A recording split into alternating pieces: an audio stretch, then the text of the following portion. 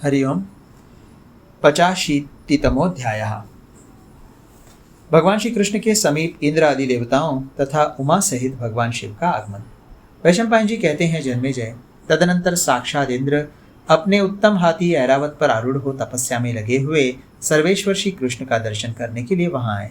इसके बाद साक्षात भगवान यम श्रेष्ठ महिष पर आरूढ़ हो अपने किंकरों के साथ उस उत्तम पर्वत पर आए। श्वेत छत्र से युक्त वरुण हंस पर आरूढ़ हो अपने सेवकों के साथ वहां पधारे। उनके सेवक श्वेत चवर से उनके लिए हवा कर रहे थे। वे वरुण भी तपस्वी केशव का दर्शन करने के लिए कैलाश शिखर पर गए थे। राजन, इसी प्रकार दूसरे देवता आदित्य, वसु और रुद्र आदि भी केशव का दर्शन करने के लिए वहां पधारे थे। राजन, सिद्ध, मुनि, गंधर्व, यक्ष, किन्नर तथा नृत्य और गीत में निपुण समस्त अप्सराएं भी वहां आईं। इस प्रकार सब देवता कैलाश पर्वत पर आए। पर्वत, नारद तथा अन्य श्रेष्ठ मुनि एवं समस्त देवता आश्चर्य से चकित नेत्र होकर परस्पर कहने लगे, ये आश्चर्य की बात देखो, ऐसा न तो हुआ है और न होगा। जो योगियों के ध्येय है वे साक्षात जगत गुरु श्री कृष्ण स्वयं ही तप कर रहे हैं। इस तपस्या का क्या उद्देश्य हो सकता है, इस पर वे सभी समुदायों के लोग विचार करने लगे। तदनंतर जब जगतपति श्री कृष्ण का वो सारा व्रत मूल सहित परिपूर्ण हो गया, तब सकलेश्वर शिव, पार्वती तथा भूतगणों के साथ उन लोक हितैषी प्रभु श्रीहरि से मिलने के लिए आए। उनके साथ गुह्यकों सहित प्रिय सखा कुबेर भी थे। सर्वसमर्थ ईश्वर भगवान शिव स्वयं सिर पर जटा धारण किए भूतों और पिशाचों से घिरे हुए थे। धनुष, बाण और खड्ग से युक्त थे। उनके मस्तक पर अर्धचंद्र शोभा दे रहा था। एक हाथ में कुश सहित कमंडलू धारण किए, दूसरे हाथ में जलती मशाल लिए, तीसरे हाथ में विशाल डमरू धारण किए और चौथे हाथ में त्रिशूल लिए, गले में रुद्राक्ष की मालाएं धारण किए, कुछ कुछ पिंगल एवं ताम्र वर्ण के शरीर वाले, जटाओं से सुशोभित कल्याणकारी भगवान चंद्रशेखर श्वेत वृषभ से संयुक्त हो बड़ी शोभा पा रहे थे। उनके मुखमंडल की दृष्टि देवी उमा के उरोजों पर लगी हुई थी।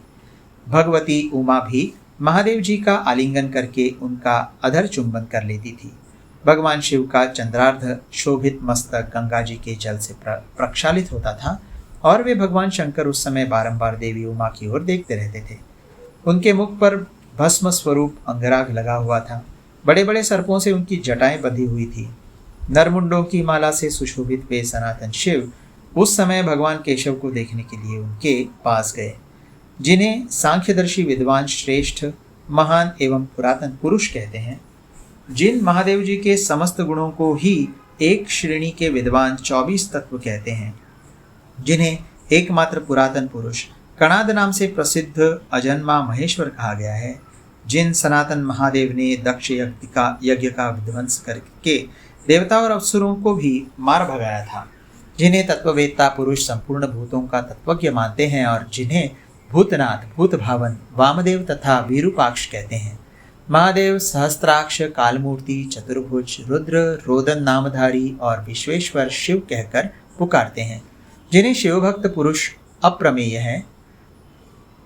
आधार रहित नग्न पार्षदों से घिरा हुआ, नागयुक्त, अग्नितुल्य तेजस्वी, विश्वेश्वर, शांत स्वरूप आदि एवं सनातन शिव कहते हैं।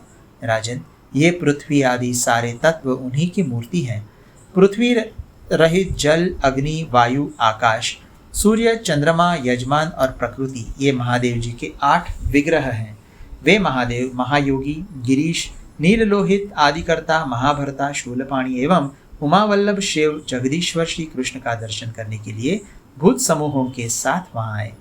इस प्रकार श्री महाभारत के खिलभाग हरिवंश के अंतर्गत भविष्य पर्व में कैलाश यात्रा के प्रसंग में शिव जी के आगमन का कथन विषयक 85वां अध्याय पूरा हुआ।